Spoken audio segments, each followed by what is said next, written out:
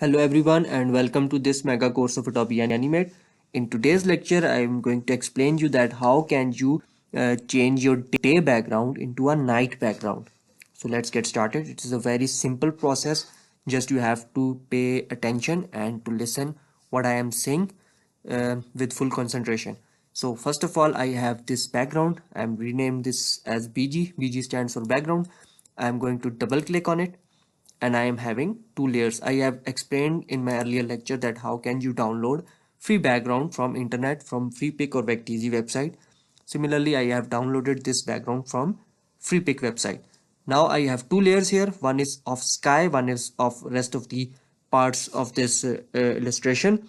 Now what I am going to do is I am going to remove this sky from here by selecting this sky and pressing the delete button from my keyboard. Now what I am going to do, I am going to select the black color because we are going to convert this background into a night background. I will simply select this rectangle tool by pressing shift key or sorry, there is no need to press the shift key. You will simply draw a rectangle over here. You can see this. Now the sky has converted into a black sky or whatever you can say. You can also download moon illustration from FreePic and just paste this moon over here also.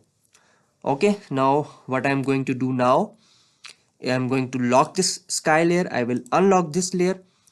This layer has been converted into a symbol already. I will select this selection tool. I will select this layer and I will dark this. I will reduce the brightness, rather I would say I will reduce the brightness of this background now. Not a more, a little bit of brightness. I am going to I will reduce the brightness. You can see now our background has been converted into a night background. I'm going to lock this layer and you can do any type of addition you want to do.